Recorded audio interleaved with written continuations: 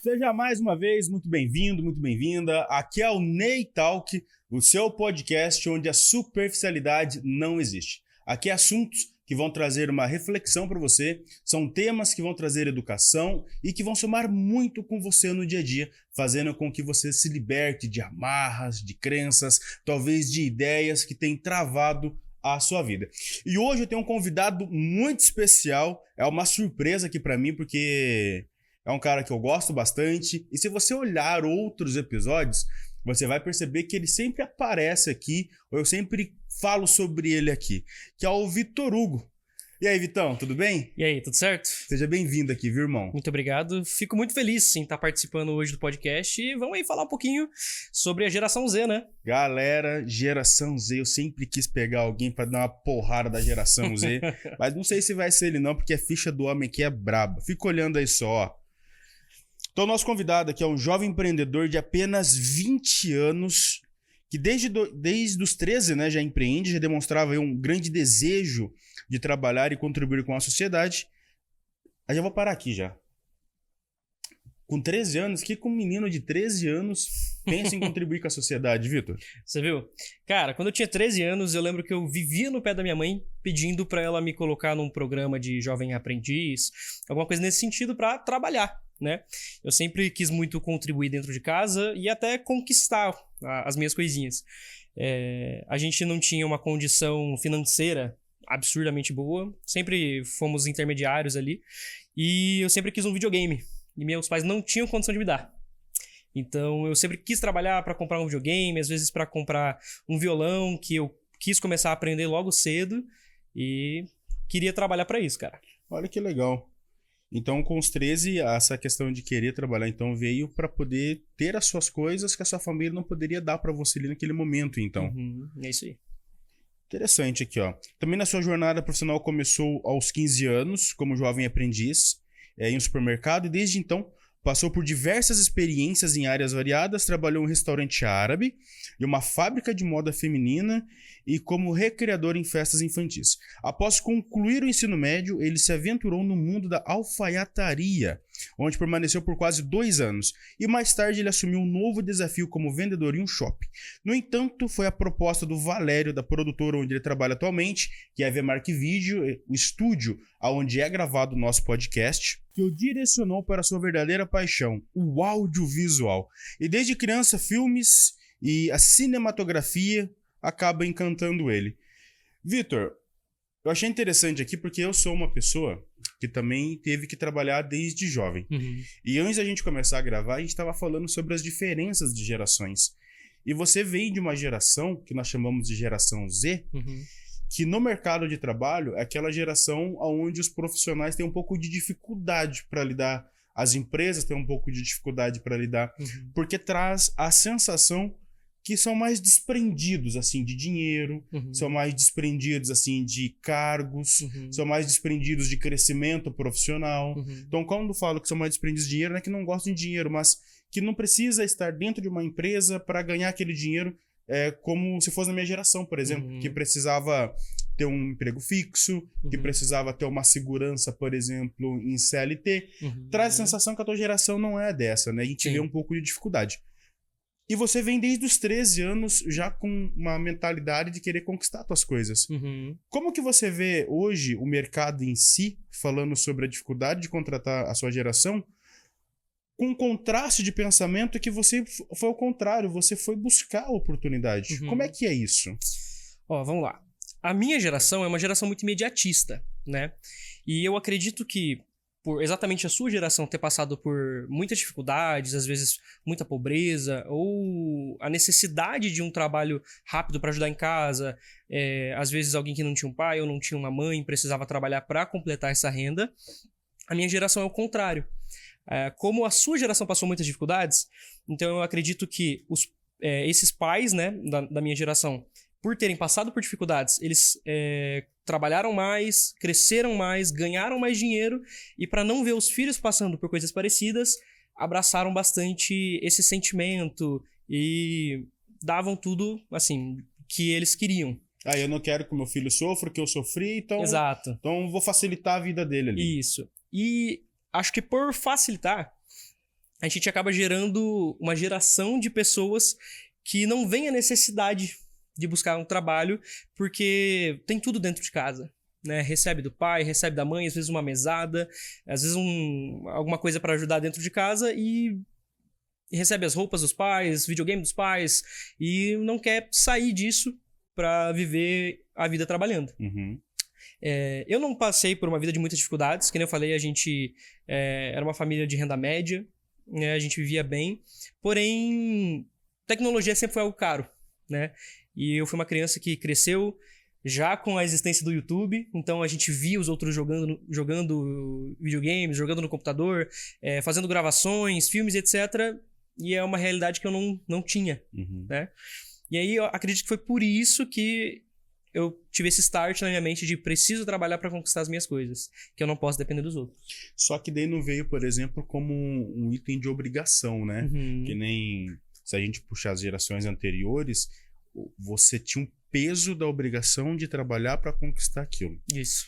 E se eu não estiver errado, a geração Z ela não tem o peso da obrigação de fazer. Porque se ela não tiver o dinheiro, se ela não trabalhar, ela já tem um recurso. Então, de alguma maneira, ficou mais leve essa jornada. Isso. Não, 100%. Que nem eu falei, né? Tendo a facilidade dos pais ajudando, avós ajudando, acaba não tendo a necessidade de buscar. Até porque, se der tudo errado, tá tudo bem. Meus pais estão em casa para me receber de novo, né?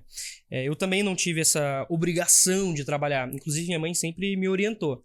Estuda, vai, faz uma faculdade. Você não precisa trabalhar. A mãe tá te dando suas roupas, tá te alimentando, tá pagando a cama que você dorme, a iluminação que você usa. Então, o chuveiro que você toma banho. Então, você não precisa trabalhar. Mas eu sempre tive essa vontade e esse start na minha mente de preciso trabalhar para conquistar as minhas coisas. Mas não ficou algo pesado, né, Vitor? Não foi pesado. Ao mesmo tempo, não foi pesado. Porque não foi uma obrigação. Não foi obrigação. E tem outro detalhe também que eu acredito, assim, que vocês acabam tendo uma oportunidade melhor de mercado também, porque ao invés de vocês entrarem em qualquer emprego, é como se virasse o jogo, né? Vocês escolhem o emprego que quer trabalhar, assim, né? Quando eu falo vocês, para você que tá entendendo, é essa geração que é mais jovem, que tem entre os seus 17, 18 anos, seus 20. Eu acho que a geração Z vai até o quê? Uns 25, por aí, mais ou menos, por né? aí. 24, 25 mais ou menos. Então talvez você não é dessa geração, talvez você é da geração que tem seus acima de 30, aonde você não tinha muitas opções de trabalho, né? Você tinha que trabalhar aonde tinha a porta aberta ali para você. E essa geração, ela já vem com uma, entre aspas, facilidade, que como ela já tem um recurso em casa que acaba sendo positivo também, acaba evitando muitos trabalhos também que às vezes só explorariam ela. Porque tem esse outro cenário também, né? Então vocês acabam escolhendo um pouco mais, mas vão trabalhar com aquilo que ama. E eu, como terapeuta, eu acho isso do caramba, assim, sabe? Você trabalhar com aquilo que te dá tesão, você trabalhar com aquilo que ama e não trabalhar com aquilo que é obrigação fazer. Sim. Dentro do seu ambiente, assim, dos seus amigos, Vitor, como que você analisa isso? Você é um ponto fora da curva, que foi buscar o mercado de trabalho, ou você tem mais amigos, por exemplo, que se destacam nisso também? Primeiro eu vou pedir desculpa pra galera que tá assistindo depois, pra ninguém se sentir ofendido. Mas eu creio que eu sou um ponto fora da curva, né? Eu tenho muitos amigos que acabam passando por esse problema, né? De não querer buscar o mercado de trabalho, não querer procurar ter a sua renda, mas ficam enfurnados ali nas asas dos pais, né? E isso é algo que permeia o nosso meio, né? Então, se você for olhar a galera da minha idade, em geral é assim, na maior parte, né? Tenho amigos que a gente oferece opções, tenta ajudar, mas que acha que tá mais confortável do jeito que tá, ou fala que esquece de fazer as coisas. Exatamente por essa questão do imediatismo, sabe? De querer tudo de uma vez e vai deixando passar as oportunidades. Mas e como é que você consegue se relacionar com essa galera? Porque dá um contraste de mentalidade, não? Cara, dá um pouquinho, mas eu acho que muito mais que ali essa parte do trabalho Às vezes um gosto pessoal, um filme que gosta de assistir, um jogo que gosta de jogar, algo que gosta de fazer em conjunto. Por exemplo, o pessoal que é da mesma igreja, então todo mundo tá junto, conversa. Então acho que é mais por esse sentido. Quando a gente parte para a parte do trabalho, então as coisas se separam. Amigos aqui, funcionários, cada um no Cada seu um canto. na sua caixinha ali. Então, Isso. acaba tendo bastante afinidade em outros assuntos, Isso. mas essa parte de crescimento profissional que acaba destoando um pouco. Uhum. E você recentemente noivou, né? Recentemente. Recentemente noivou. Então, é uma pessoa que amadureceu muito jovem. Eu não vou conseguir fugir dessa pergunta, porque eu tô achando incrível, assim, poder te conhecer um pouquinho mais, além daquilo que eu te conheço aqui de bastidores. O que te levou, por exemplo, dentro da sua base familiar, a ter essa maturidade? Porque isso vem um pouco da família também, né? De onde que vem essa maturidade? Não só pelo fato de empreender, mas para quem te conhece, que nem eu que convivo com você toda semana aqui, por exemplo, a gente vê que é uma mentalidade diferente. Não é só por aspecto de trabalho, não. Você não parece que tem 20 anos, parece ter um pouco a mais. Não porque ele tá acabado não, tá, gente? Mas é pela mentalidade mesmo. Você conversa com ele, você vê que tem assuntos sérios, você vê que tem conteúdo, você vê que tem ali inteligências, não uma inteligência, mas múltiplas inteligências. De onde que vem essa maturidade? Os meus pais são pessoas muito fortes, né? O meu pai, ele começou, se eu não me engano, eu posso estar errado na idade, mas se eu não me engano, ele começou a trabalhar com 16 anos como peão, né? Então ele morava numa fazenda e trabalhava batendo cerca, tomava banho de água que saía direto do cano, gelada, dormia. Ele falava que não tinha nem cama para dormir, né? A minha mãe também, se eu não me engano, com 16 anos ou 15 anos, foi babá, trabalhou de babá por muito tempo. Ela sempre trabalhou nessa área do vestuário, né? Ela sempre trabalhou em fábrica de moda feminina. E eles sempre foram pessoas que me ensinaram a ser forte, né? E a buscar por mim mesmo e não depender dos outros, né? Eles sempre me falaram que você tem que buscar, você tem que fazer por onde? Você tem que fazer o seu e não esperar com que o outro te entregue. Sempre foi algo que veio de ensinamento deles pra mim, né? E além disso, sempre foram pessoas excepcionais, sempre foram pais excepcionais, né? Meu pai, ele sempre foi muito direto e reto, né? A gente sempre assistiu Todo Mundo Odeia o Chris juntos, né? E meu pai é o Julius. Você dorme na casa que eu pago, você usa você toma banho com a água que eu pago, eu não preciso te dar mais nada. Você usa as roupas que eu pago, então eu não preciso te dar mais nada. Então ele sempre me ensinou a ser uma pessoa que busca as coisas que quer, que vai atrás de fazer o seu. Então, do Júlio eu achei muito... Me deu uma nostalgia lembrando do Júlio aqui agora. Então, por mais que seus pais passaram pelas dificuldades deles ali e cresceram, se desenvolveram, eles não são daqueles pais que eles facilitaram a vida para você ao ponto de não te ensinar a pescar. Isso. Por exemplo. Então, porque tu comentou antes, né, que a sua mãe, ela trouxe, né, olha, te dou a roupa, faço isso, não precisa trabalhar. Mas, em outro lado, eu tô entendendo que ela também te ensinou, cara, vai pra frente. Né? Não dependa só de nós. Sim, não, 100%. 100%. Meus pais sempre me impulsionaram, né? Às vezes, assim, como você já deu o spoiler aí, eu passei por muitas áreas, eu fiz muitas coisas, né? Nem todas, assim, eu fui apoiado, até porque uma das coisas que eu queria muito era ter uma banda. Então, nem todo pai apoia uma banda, né? Mas eles sempre tiveram... Não era metaleiro, não, né? Eu sou metaleiro, né, cara? Até hoje. E eles sempre me impulsionaram de alguma forma. Por exemplo, minha mãe sempre apoiou o fato de eu ter um hobby em música. Então, ela me presenteou com um violão, meu pai me presenteou com uma guitarra, né? Mas... eles nunca apoiaram, por exemplo, trabalhar com isso. Eles falaram, você pode ter isso aqui como hobby, mas vai buscar o seu. E sempre me impulsionaram no sentido de estar presentes quando eu mais precisava, né? E me ajudar, às vezes, a localizar alguma coisa para eu fazer o que eu precisava fazer. Por exemplo, quando eu trabalhei na fábrica de moda feminina, eu trabalhei com minha mãe. né? Ela facilitou esse caminho pra mim e falou, ó, filho, já que você tá de férias da escola, vem trabalhar comigo. Fui trabalhar com ela, recebia e, cara, sempre tiveram presentes ali pra me impulsionar de alguma forma. Você é filho único ou tem irmãos? Não, eu tenho irmãos. É uma baguncinha, porque assim, eu sou do segundo casamento dos meus pais. Então, Certo. minha mãe casou uma vez com um homem, meu pai casou uma vez com uma mulher. Meu pai teve 2 filhos, um homem e uma mulher. Minha mãe teve um homem. Aí depois os 2 separaram, se juntaram e tiveram eu. Né? Então você é o caçula de toda essa eu galera sou caçula. Né? Então nós somos em 4 hoje. Vinícius, Alenara, o Voninho e eu. E dá muita diferença de idade? Eu acho que eu sou a diferença um pouco mais gritante. A minha irmã, acho que se não me engano, ela tem 35. Uhum. O meu irmão, por parte de pai, se eu não me engano, ele vai fazer 30 ou 29. E o meu irmão, por parte de mãe, vai fazer 28 esse ano.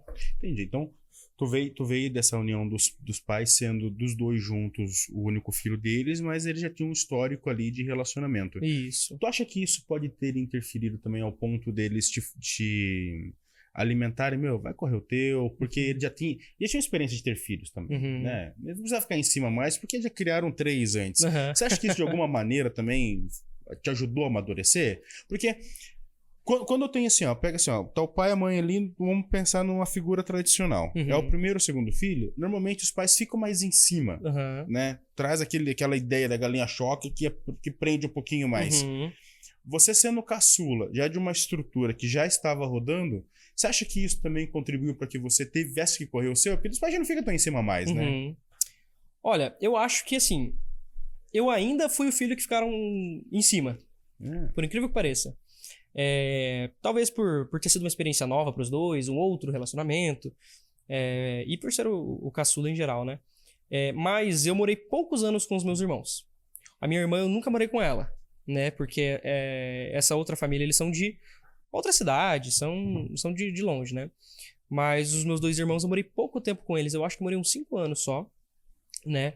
E eu acho que eu sempre fui protegido. Ah, é? Eu acho que sim. Aí ó, os irmãos olham. Agora vocês têm certeza que ele era o protegido. Você viu que ele comentou aqui, né? Então, aquele carrinho no chão que brigaram com você, aquela comida preferida que você não pode comer, tem um responsável aqui agora. Talvez. Talvez. Cara, e como é que foi assim dentro dessa jornada de várias empresas? Lidar com vários segmentos diferentes sem sendo tão jovem. Uhum. Era você que procurava? Ou... Porque você já falou que a mãe e o pai, eles acabavam te impulsionando ali, né? Mas e como é que é lidar novo, por exemplo? Entra no emprego, sai do emprego, não dá uma solidez no emprego. Tá. Acho que a pergunta é essa, né? Não dá uma solidez, dá uma constância no emprego. Vamos lá. Eu sempre tive muito esse meio camaleão, né? Eu tentava me adaptar em cada canto que eu estava. Na verdade, a princípio, eu não sabia o que eu queria, né? E quando eu comecei a trabalhar no mercado, se eu não me engano, eu estava no primeiro ano do ensino médio, né? Então, eu era um jovem aprendiz, trabalhava só, acho que 4 ou 6 horas por dia, acho que eram 4 horas por dia. E, sinceramente, eu tinha uma mentalidade de, cara, eu não faço a mínima ideia do que eu quero pra vida, eu não sei o que eu quero fazer de faculdade, e eu acho que, infelizmente, eu vou ser um funcionário de mercado pro resto da vida. Eu tinha essa mentalidade. Com quantos anos tinha essa mentalidade? 16. Com 16. 15, 16, por aí. Eu sou repetente 1 ano, então eu acabei ficando 1 ano a mais. E eu tinha essa mentalidade, inclusive... eu sempre fui bem reconhecido onde eu trabalhava, né?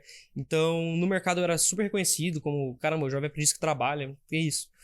E eu pensava que eu ficaria por ali, né? Inclusive, até quando eu saí, eu tava prestes a fazer 18. Eles falaram, ó, a gente vai ficar com o seu número, você quer ficar com a gente depois? Eu falei, quero, né? Então, acabou o tempo de contrato, né? Jovem aprendiz é por tempo de contrato de 1 ano, se eu não me engano, né?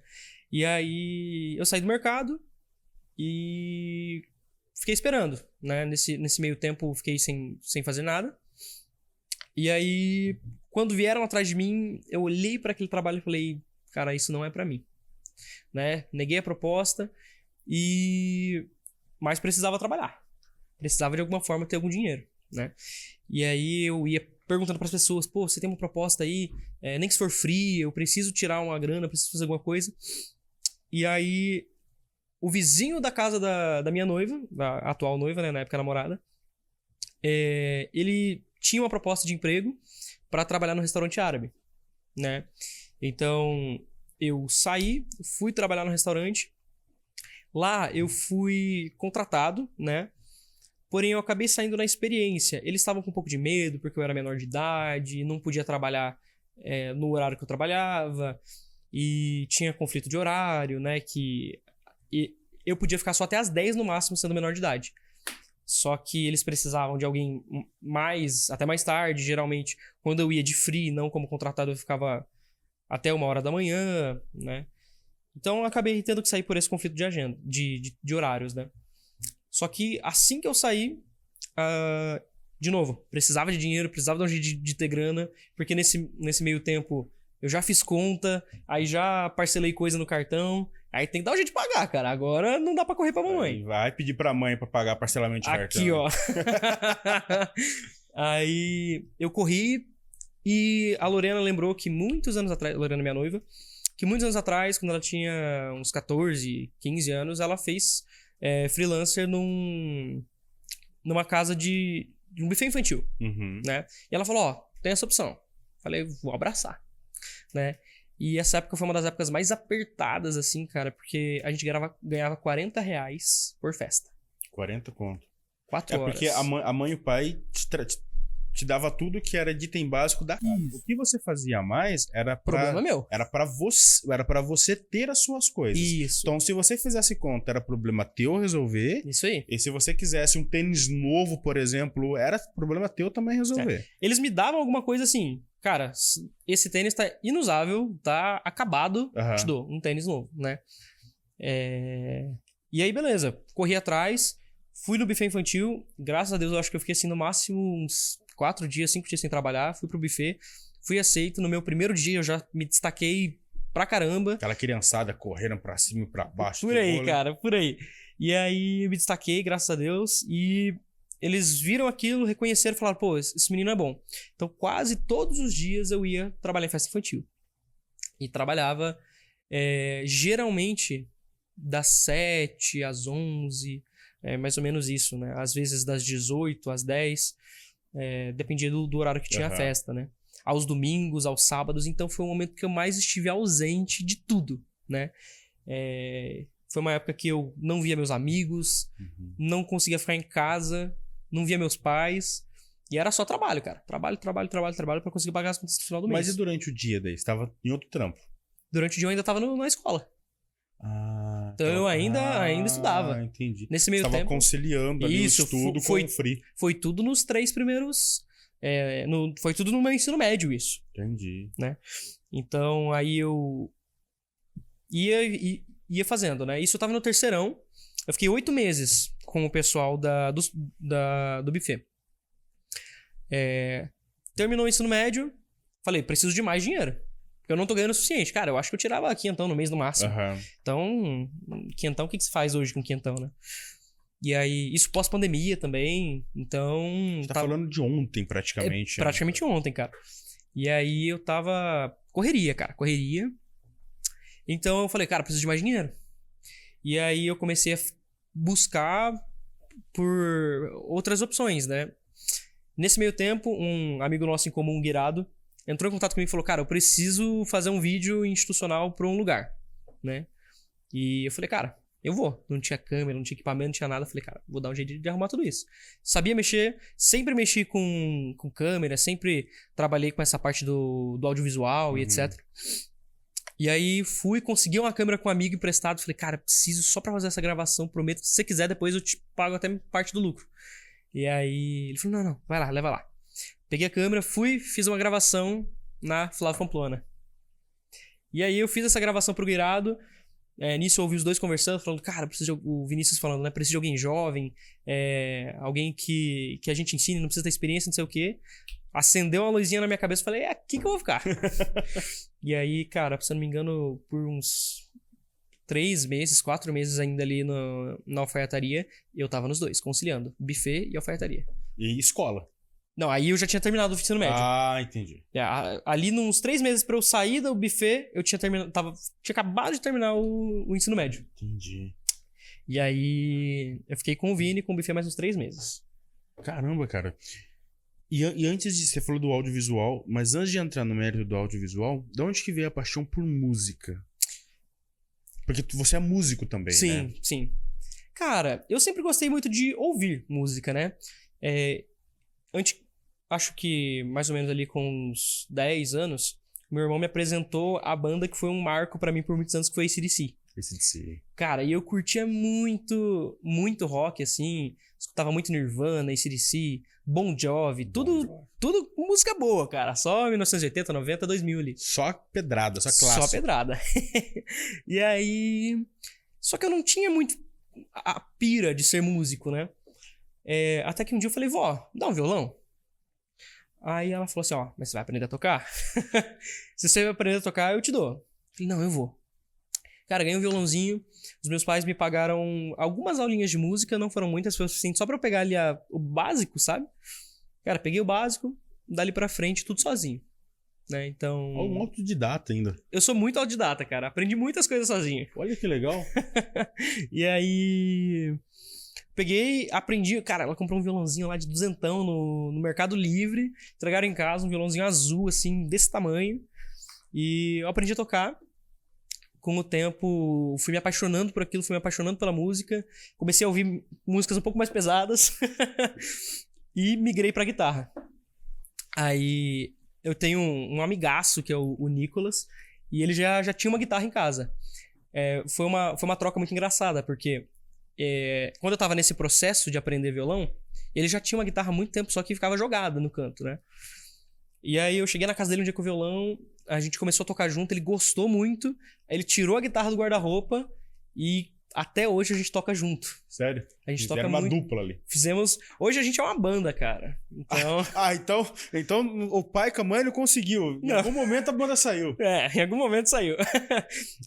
A gente, assim, toca junto na igreja e etc. Mas só metal. Só metal. Só metal. A igreja que deu os pulos dela, literalmente, lá.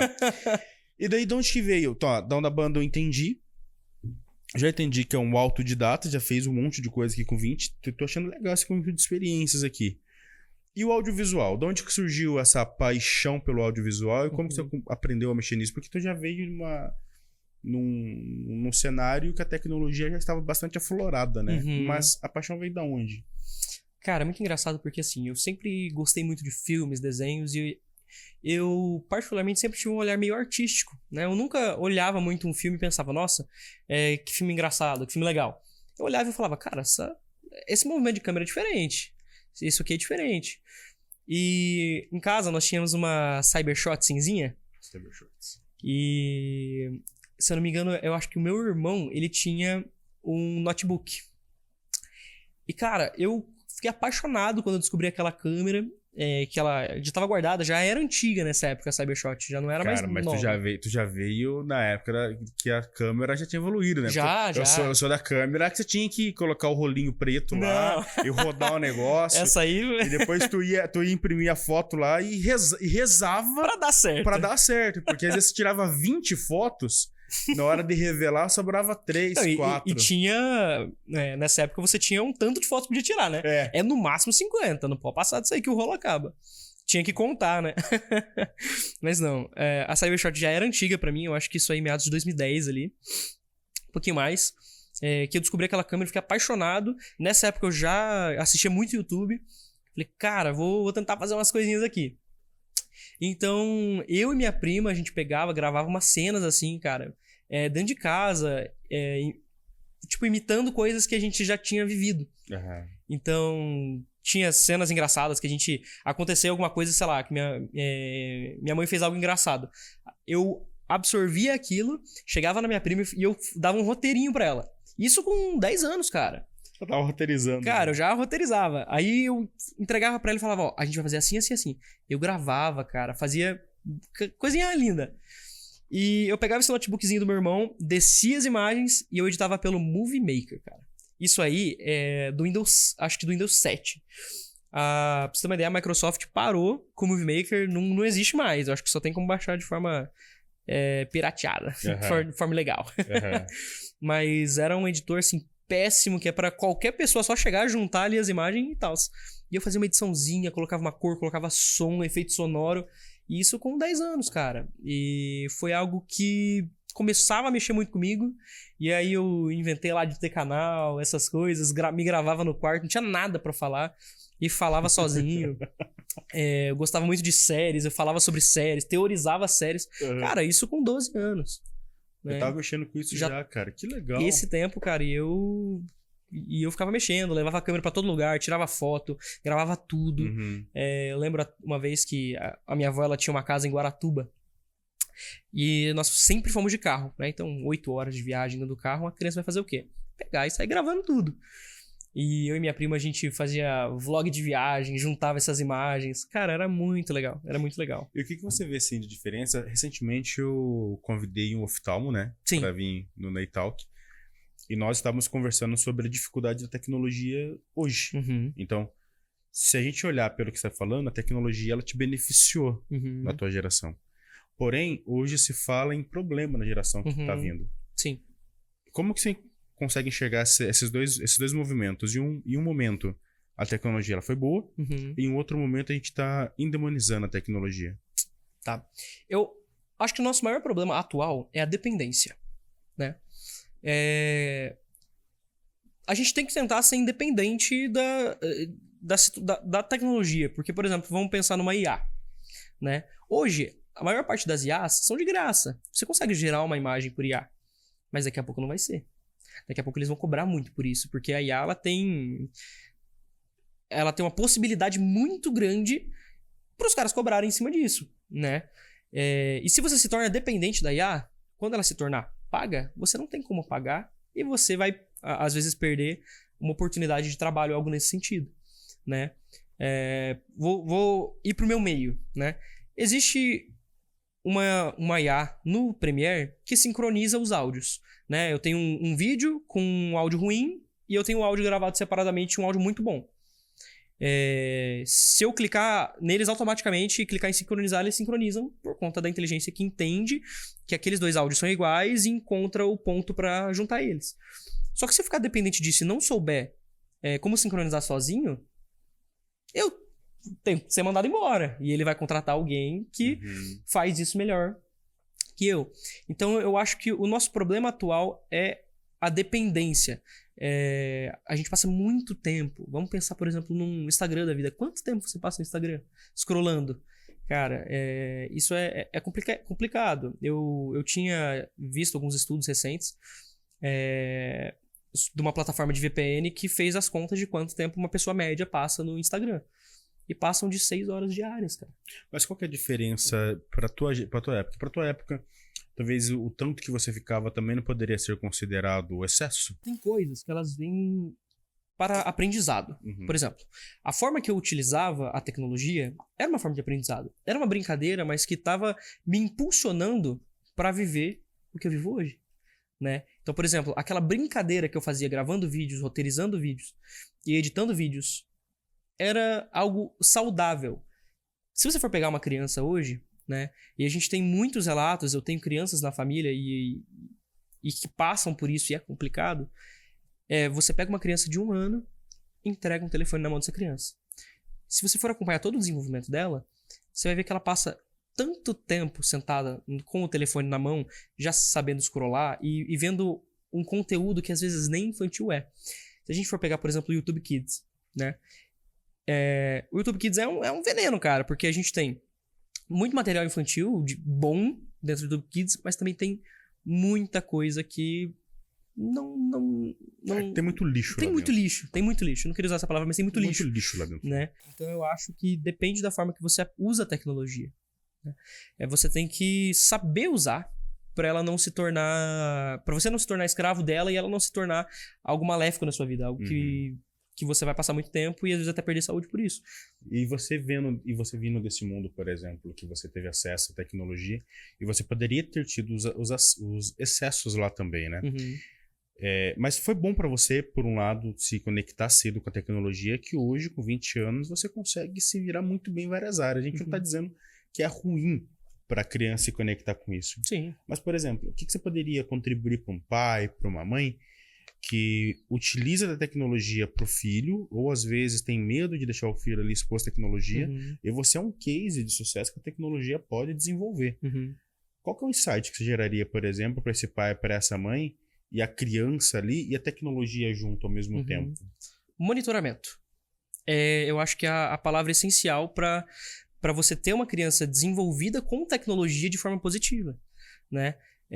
Porque, por exemplo, tem o acesso a telas, se ele for excessivo, ele pode causar muitos problemas, tanto mentais, digamos assim, né? Acho que você deve saber disso melhor que eu.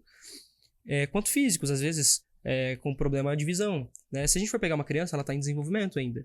O olhinho dela está em desenvolvimento. Então, às vezes, o excesso de luz pode causar alguma coisa, né?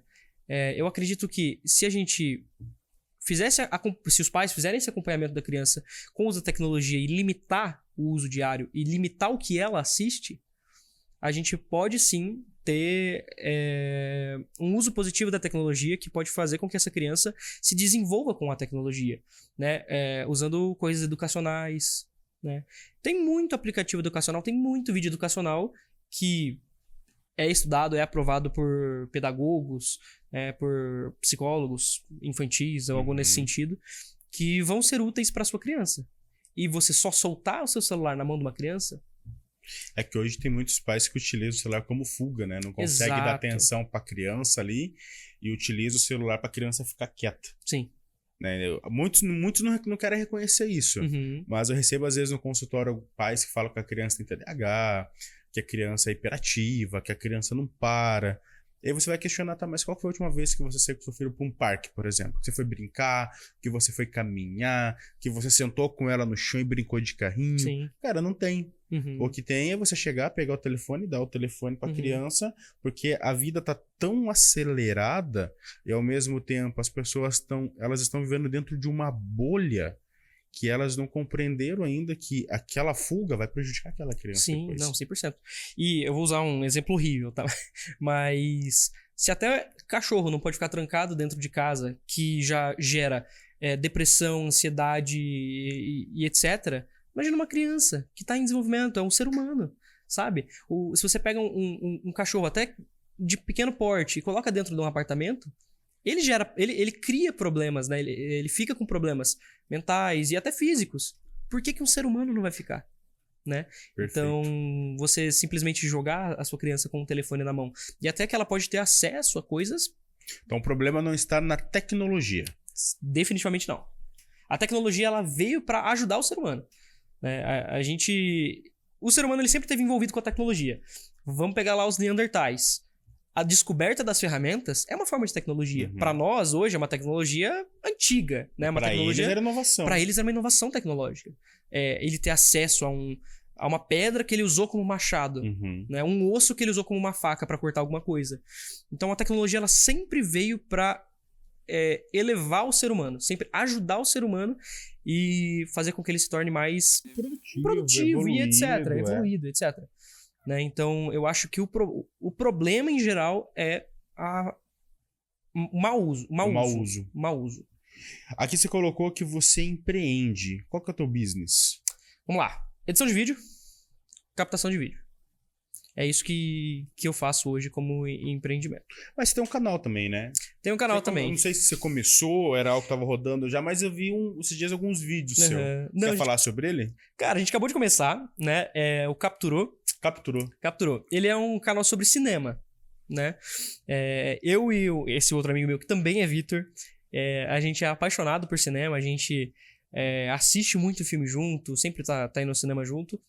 E a gente pensou, por que não criar um canal de cinema? A gente acompanha conteúdos muito parecidos, né? Tem alguns canais aí que falam sobre filme, crítica de filme, etc. E, cara, a gente é apaixonado nesse meio. Seria uma resenha de filme, alguma coisa assim? É uma análise, né? A gente faz análise e a gente fala de filmes antigos, porque, por exemplo, tenho absoluta certeza que muita galera da minha geração não conhece De Volta pro Futuro. Porra, cara. É um clássico. E é o próximo vídeo que vai sair, que é o vídeo que eu tô editando. Aham. Né? Um vídeo sobre De Volta pro Futuro, que a gente vai falar sobre como a cultura pop hoje fala muito sobre volta no tempo, sobre dimensões diferentes e como voltar no tempo pode alterar todo um futuro e etc. Tipo, Aham. Loki, Avengers, tudo isso tem essa relação, né? E tudo não nasceu, mas foi muito popularizado por De Volta pro Futuro. Que traz essas realidades paralelas, porque eles voltaram no passado, alteraram uma coisa, a volta pro futuro deu errado. Então, a gente também trabalha um pouco sobre como filmes antigos alteram a cultura pop hoje. Olha que interessante. E aí a pessoa, por exemplo, que ela quiser assistir esse filme, que vocês vão fazer análise ali, vocês vão também dar um caminho pra ela, vai ter algum lugar que ela vai conseguir achar esses filmes também. Isso, a gente normalmente fala, né? Esse filme você vai encontrar na Netflix, Disney Plus, etc, etc. Mas, no geral, muitos desses filmes, por exemplo, De Volta pro Futuro, que é o próximo vídeo, a gente fala sobre como isso entrou na cultura pop através como esse tema, né, veio à tona na cultura pop, e a gente também fala sobre o filme. Então a gente a gente conta toda a história, praticamente um spoiler, um resumão do filme. Entendeu? Nesse vídeo. Então, traz o tema à tona e também fala sobre o filme. E qual que é a perspectiva, assim? Qual que é o grande insight do canal? É só um hobby ou é algo muito maior, assim, que tá sendo construído? Cara, por aquilo que parece, é só um hobby. É um hobby. É um hobby. Se a gente conseguir, óbvio, transformar isso num trabalho, alguma coisa nesse sentido, óbvio que vai ser magnífico. Mas hoje é um hobby. Hoje é um hobby. Cara, que legal. E um grande desafio, assim, que você tenha passado na sua vida com tão pouca idade, tem algum, assim, que foi uma superação, um puta desafio que você tenha transformado em baita resultado? Houve um momento da minha vida, quando eu tava na alfaiataria, né? Eu ganhava um salário legal, trabalhava bem, o pessoal gostava de mim, mas eu recebi uma proposta de trabalho externa que, pra trabalhar no que eu queria, que era audiovisual, ganhar o dobro do que eu ganhava e trabalhar com o que eu gostava, que era com, não marketing, mas com audiovisual na parte cristã, né? Que, inclusive, a gente não falou, mas eu sou cristão. E eu falei, cara, ganhar o dobro do que eu ganho, trabalhar com o que eu gosto e viver com crente, é isso que eu quero, né? E eu recebi essa proposta e a pessoa pediu pra que eu falasse com o meu patrão, falasse, cara, tô saindo, recebi uma outra proposta. E teve um pouco de ingenuidade da minha parte, mas eu fui, conversei com o meu patrão, ele falou, cara, não, beleza, muito legal, que bom que tá dando tudo certo pra você. Espero, esse ano realmente é o ano que eu vi que você ia voar e etc. Então, vamos fazer um acordo aqui. A gente fez um acordo e pouco tempo depois, quando eu tava prestes a sair, a pessoa sumiu. A pessoa que me fez a proposta. Entrava em contato, não respondia, procurava, não achava. E aí o meu patrão falou, cara, já tava tudo combinado, já achei outra pessoa pra ficar no seu lugar. Infelizmente, você tem que sair, velho. Não tem o que fazer, né? E então ele pegou e falou assim, mas calma, eu vou te ajudar a encontrar o trabalho. Então, aquele peso nas costas de, meu Deus, eu ganhava super bem, o que eu vou fazer agora? Né? E aí ele me encontrou outro trabalho, que foi o trabalho do shopping. Graças a Deus, eu saí na sexta-feira da alfaiataria, né? Parei de trabalhar e segunda-feira já tinha um trabalho. Né? Então eu não fiquei nem um dia sem trabalho. Foi frustrante a experiência. Mas foi uma experiência. Mas por que é um case? Porque nesse meio tempo, eu saí da alfaiataria, fui pro shopping. Quando eu voltei pra assinar a minha rescisão, quem que estava lá na alfaiataria? O senhor Valério. O Valério tava na alfaiataria e eu troquei uma ideia com ele. Falei, cara, eu gosto muito de mídia, trabalho com isso, sei trabalhar. Mandei o meu portfólio pra ele. Falei, cara, preciso sair do shopping urgente, cara. E aí, beleza. Ele ficou uma semaninha e meia ali sem me responder. Ele falou, cara, desculpa, esqueci de mandar mensagem. Veio atrás de mim e nesse meio tempo eu fiquei trabalhando 6 horas aqui no estúdio, 6 horas no shopping. Então eu entrava aqui umas 8 horas da manhã, saía umas 3 horas, começava a trabalhar às 4 no shopping e saía às 10. A saída daqui é direto pro shopping? Direto pro shopping. E eu passei mais ou menos uma semana e meia, 2 assim. E aí o Valério, graças a Deus, ficou comigo e hoje eu tô aqui no estúdio. Hoje aqui no estúdio. Cara, que legal, né? Porque não é muito, muito comum, assim, uma pessoa da sua idade ter essa dinâmica pra vida, assim. Eu vejo muitas pessoas de 19, 20. É lógico que existem pessoas da idade dele, que são pessoas desenvolvidas, maduras, igual a ele. Mas nossa realidade profissional não é fácil você encontrar. Porque é uma galera mais de boa, não quer tanto compromisso, que é igual você falou, né? Que é um dinheiro ali mais rápido e por aí vai. E você fez um monte de coisa. E aí surgiu dois tópicos que eu achei bem legal, assim, interessante a gente trazer, que um é do posicionamento religioso. Tu falou que tu é cristão. E no mundo que hoje é muito mais fácil você correr de alguma religião, de alguma doutrina, do que você profetizar a doutrina que você tá. Eu também sou cristão. Mas a sua idade, o que te prende a ser cristão? Assim, entre uma idade onde você poderia estar festando, se divertindo, tocando foda-se, né? Porque a palavra é essa mesmo. E você tá fazendo ali a sua adoração, tá se desenvolvendo. O que te alimenta nisso com essa idade que tu tem? Eu estou na igreja, sou cristão, sou religioso porque Cristo me salvou. Isso é o que me prende. Porque... Mas te salvou das histórias que você ouve? Ou Não. aconteceu alguma coisa na tua vida entre esses 20 anos que você falou assim, cara, que... Eu tive um start, né? Teve uma certa época, né? Eu me converti mais ou menos ali aos 16, 17 anos, né? Antes disso, eu era um cara eu sempre fui um cara meio carente, assim, sempre queria carinho, etc. E nessa época você vê todos os seus amigos namorando, você lá, e eu ali sem conseguir ninguém e tal, nunca tinha beijado ninguém, era muito Zoromônio, zoado, flor da Zoromônio, flor da pele. pele. E assim, eu sempre fui um cara que sofreu muito bullying, eu sempre fui gordinho e etc. Então, teve uma época que, pelo conjunto de coisas, eu era muito triste, cara. Eu vivia muito triste, eu não gostava muito de ir pra escola. Eu sempre fui um cara que odiou pisar dentro da escola, eu tenho trauma de escola. Não gosto de sentar numa cadeira de escola assim e falar, pô, vou assistir uma aula. Né? Sempre foi algo que me incomodou muito, nunca tive muitos amigos. E tinha um ponto que, cara, eu não tinha vontade de sair de casa. Eu já conhecia o Nicolas, que é esse amigo que eu comentei que ele é guitarrista comigo. E ele via essa minha época e a gente vivia mais ou menos parecido.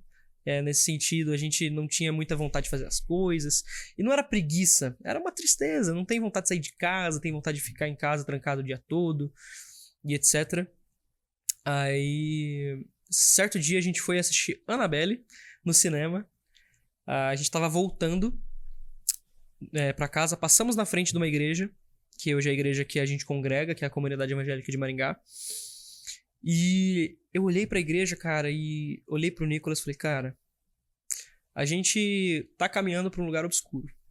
Se a gente continuar assim, o que pode ser da gente no futuro, quando a gente realmente começar a passar por dificuldades? Vamos vir pra igreja? Juntos? Aí calhou barra Deus, né? Que uma semana antes, um amigo que estudava com ele tinha convidado ele pra ir no culto de adolescentes. Olha só. Então ele falou, cara, eu falei assim, nossa, que culto que a gente fez? Ele falou, pô, o Danone, que é um amigo nosso, me chamou pra vir sexta-feira no culto. Vamos vir junto. Então fomos juntos e a partir daquele dia eu senti como se fosse a mão de Deus me tirando das ruas e tirando desse mundo externo e falando, cara, eu quero você. E o que me prende é isso. É que eu compreendo que Deus me salvou de um futuro incerto. Porque Era obscuro, não era claro ali. Era um futuro que, assim, o cara que vive trancado dentro do quarto e não quer saber de mundo exterior pode ser um problema no futuro. Entendi. Né? E eu creio que Deus me salvou desse problema e hoje eu sou cristão, eu não me sinto preso, bem pelo contrário, eu me sinto livre. E sou livre pra adorar, sou livre pra amar e eu sou cristão porque Deus me salvou aquele dia. Cara, que massa, né? Que massa, que poderoso isso, cara. Deus é muito bom em saber que mesmo novo você consegue ter essa chama no teu coração, hein? Mas tem muitos jovens que não tem essa pegada, né? O problema hoje é que Eu não sei dizer se é pelas redes sociais, né? Mas a gente tem passado por uma época de hipersexualização, né? Que é um problema muito grande para adolescentes, principalmente homens, você sabe disso, né? Que homens estão com hormônio na flor da pele, vê uma menininha, já fica doido. Festança é algo que as pessoas querem viver, que, sinceramente, eu sou muito idoso, cara. Não vejo graça nenhuma, velho. Não vejo graça O nenhuma. cara de 20 anos falando pra um de 33 que é idoso. Então, nós somos idosos juntos, irmão. Lascou. Cara, porque eu não vejo graça nenhuma em festança, em bebedeira. Não é cervejinha? Cara, não. Eu sou bem de boa. Juro. Mano, o meu BO é a Coca, cara. É a eu Coca. tomo muito Coca, cara. Mas eu acho que esse tipo de coisa que a gente tem visto atualmente, principalmente ali, talvez, né, eu não quero soar preconceituoso, mas o crescimento do funk com as letras cada vez mais puxadas pra hipersexualização, pra bandidagem ou algo nesse sentido, influencia de alguma forma, talvez, os jovens de hoje e falam, pô, se o cara tá ali cantando a música e com milhões de visualizações no YouTube falando de sexualidade, etc., eu acho que é o mundo que eu quero, é a vida que eu quero. E aí eles partem pra curtição, festança, etc., que acaba atraindo muito mais jovens do que a igreja, né? E uma coisa que eu quero deixar bem claro aqui. A galera pensa em igreja e pensa todo mundo de terninho, retinho, lisinho, que nem padre que não pode nem ver mulher. Só que não é assim, cara, né? O mundo cristão, ele tem Deus, não o mundo cristão. Deus é um cara maravilhoso, né? Então, Deus, ele é o criador da música. Deus é o criador dos sons, né? O primeiro som feito, ele que mandou esse som ser feito, né? Então, tem galera que fala, só vou ficar escutando o hino da harpa. Não, cara, a gente tem... no meu caso, que eu sou metaleiro, a gente tem metal cristão, a gente tem rap cristão. Então, as pessoas têm medo, as pessoas acham que adorar a Deus é ser quadradinho, né? Mas tem uma frase que um pastor meu sempre falou, e eu acho sensacional, é que ele fala o seguinte: eu não quero um monte de freira e padre aqui, tudo retinho, tudo santinho. Não, a gente é cristão. A gente não precisa se privar da vida. Do que gosta, né? Do que faz gosta. Sentido ali. E foi uma outra coisa que ele falou num podcast que ele participou, esse meu pastor Marcelo. Você ficar deitado, você chegar do trabalho, 6 horas, ficar deitado no sofá até as 10 horas da noite no telefone, é pecado? Não é pecado.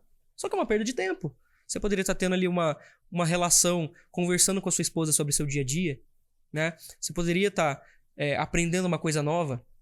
Então as pessoas acham que tudo é pecado, tudo é um problema e vem como se a gente vai ter que abdicar das coisas da vida. E por isso eu não quero ser crente. Os adolescentes veem isso, né? Os jovens hoje veem isso. E acha que vai ter que paralisar, vai ter que deixar de fazer o que gosta. Exato. E é bem o contrário. Entendi. Ser cristão, adorar verdadeiramente a Cristo, é bem o contrário de ser preso. É ser livre. Ser preso é aquele cara que se apega a só uma cervejinha ou só um cigarrinho e quando vê já não consegue mais sair. Isso é estar preso. Eu paro de fumar quando eu quiser. Para agora, então, né? Ser cristão é ser livre. Que massa.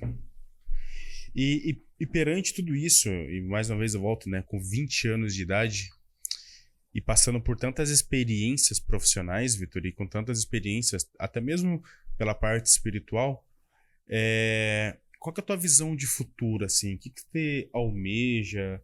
O que você espera daqui 10 anos? Uhum. E essa é a primeira pergunta. E a segunda pergunta, não chega em algum momento, fica meio disturbiado o que tu quer lá na frente? Eu sou muito convicto hoje do que eu quero, né? Cara, daqui 10 anos eu quero fazer parte da empresa em sociedade. Quero ser um dos cabeças da empresa. Quero viver a minha vida na minha casa, com a minha esposa, com os meus cachorros. Tu não, em nenhum momento deixou poluir essa visão, assim, de futuro, fazendo tantas coisas, assim.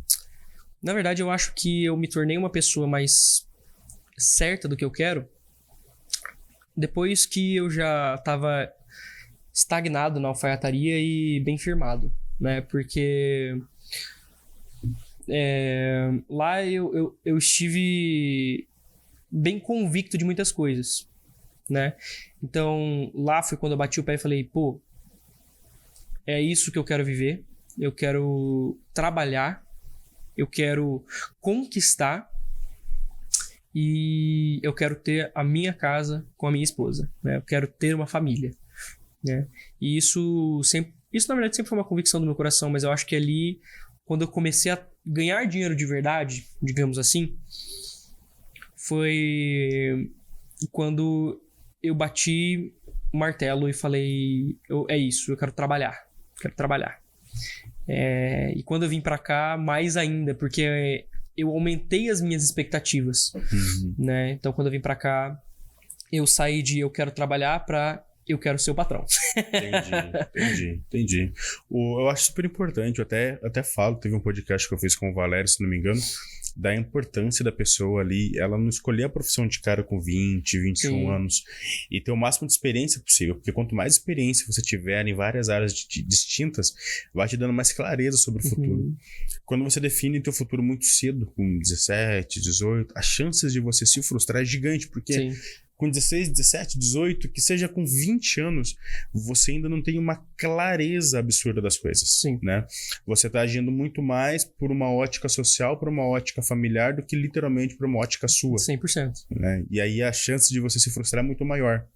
E o que te motiva, assim, ou te dá força, de todos os dias você vir e fazer o seu melhor? Tá. Primeiro, como eu já falei, conquistar, né? Conquistar um lugar de excelência. Segundo, Deus. E terceiro, minha noiva. Né? Ela é uma pessoa que sempre me motivou, uma pessoa que sempre me apoiou e abraçou as minhas decisões, independente de qual fosse, né? E, óbvio, sempre me instruindo a fazer o melhor. Mas eu acho que hoje, Deus em primeiro lugar, e em segundo lugar, a Lorena é a pessoa que me inspira a levantar da cama todos os dias. Lorena é o nome da noiva. Lorena. Aí, Lorena, ó, que declaração, hein, Lorena? Parabéns, casal maravilhoso. E como tu acha, assim, Vitor, que a tua relação com o trabalho, o teu propósito, o seu sonho e também os seus talentos, né? Porque aqui você trabalha com dom, né? E eu acredito que Deus te deu esse dom, te deu esse talento e você lapidou ele. Porque não adianta a gente ter talento ou predisposição para alguma coisa e deixar adormecido e não fazer nada, né? E você veio desenvolvendo ele. Como tu acha que isso impacta a vida das pessoas?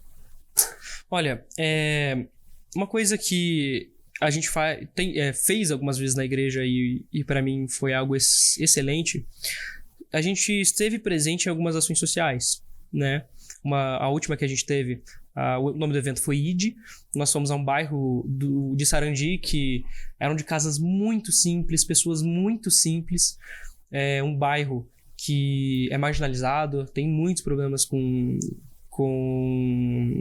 roubos, etc. E nós fomos lá num evento social promovido pela Jocum pintar as casas dessas pessoas, né? E lá nós fizemos a gravação e a divulgação desse evento, né? A gente gravou depoimentos, e lá tínhamos pessoas que estavam servindo pela igreja de alguns países diferentes. Então nós tínhamos o Angel, que é um amigaço meu, que ele é da Venezuela. Nós tínhamos uma galera aqui do Brasil e nós tínhamos uma moça que ela é russa, a esposa do Grado. Olha que legal. E lá ela falou um pouco também sobre como a galera no Brasil tá disposto a aceitar Deus, o que não é tão normal na Rússia. E a gente gravar e captar todos esses momentos e conseguir levar aquilo para a sociedade, para eles verem como é o agir de Deus na vida dos outros, é o que move assim, o meu dom a mostrar a Deus para as pessoas e mostrar que o meu trabalho pode mudar a vida delas. E como você faz isso, por exemplo, no aspecto profissional, no dia a dia, dentro do estúdio, dentro de uma gravação institucional? Excelência. Excelência. Tá? Eu acredito que a excelência, ela não só mostra a qualidade do seu trabalho, mas mostra Deus na sua vida, né? Pessoas que têm Deus são excelentes no que fazem, porque elas fazem porque tem um propósito.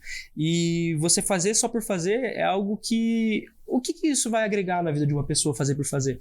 Então, a excelência vai fazer com que o meu trabalho glorifique a Deus. E através disso, através do meu trabalho, eu posso tocar no coração daquela pessoa e fazer com que aquela pessoa se pergunte: o que isso vai mudar na minha vida? E aí eu tenho o gatilho ali pra colocar meu Senhor no propósito. Que legal, cara. Cara, como o tempo passa rápido, né? Que papo gostoso. Já passou aqui 1 hora, praticamente, desse papo nosso. E, Vitor, deixa eu te fazer aqui 2 perguntas que eu sempre separo em todo final de podcast. E não poderia ser diferente com você. Qual que é o melhor conselho que você já recebeu, assim, que você leva ele pra sua vida? Cara, é engraçado que eu vou falar, mas um dos melhores conselhos que eu recebi na minha vida foi do meu discipulador, o Andrews. Um abraço, Andrews. Que ele falou o seguinte: tudo que você ouvir, guarde na gavetinha. Se lembre daquilo, mas não tome como verdade pra sua vida. E aquilo me fez refletir muito em muitas coisas. E muitas coisas que eu guardei na gavetinha me fizeram repensar ações e caminhos que eu poderia seguir. E eu acho que, assim, foi uma coisa excepcional que eu recebi. E outra coisa que também foi por ele, foi pelo Andrews, que a vida é como uma casa. Né? Os seus dias, o seu relacionamento com Deus é como uma casa. E como se constrói uma casa? Tijolo por tijolo. Ninguém nasce excelente, ninguém nasce sabendo fazer tudo. Você constrói a vida. Você constrói a sua intimidade e o seu relacionamento com Deus. Então, esses 2 conselhos foram divisores. Foram divisores de água pra mim.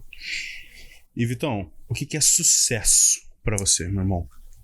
Cara, eu vou ser meio pragmático, mas sucesso é excelência no trabalho, excelência como homem dentro de casa ou fora de casa, né? Excelência como noivo, marido, namorado. E entregar para as pessoas aquilo que você pode, né? Se entregar para as pessoas, não só receber, né? Até porque melhor aquele que dá do que aquele que recebe. Legal. Então, entregar excelência para os outros, para mim, é sucesso. Legal. E para aquela geração que tá te ouvindo aqui nessa câmera que agora, talvez aquele cara que tá querendo iniciar na vida profissional, ou talvez aquela pessoa um pouquinho mais de idade que já olha para você e fala: cara, eu poderia ter feito isso na minha vida antes. Qual conselho ou mensagem final que você tem para ela, Vitor? Nunca é tarde para começar alguma coisa, para começar um processo e para viver alguma coisa, né? Porque a sociedade te empurra que no 3º ano do ensino médio você precisa saber o que você quer, que faculdade você vai seguir e o que você tem que fazer pro resto da sua vida. Só que não é assim. Então, não desista do seu sonho e viva com excelência. Porque eu saí de repositor de mercado para hoje estar trabalhando no meu sonho, que é numa produtora. Então, nunca é tarde para começar a fazer aquilo que você quer e nunca é tarde para ser excelente em todas as áreas. Vai trabalhar, vagabundo.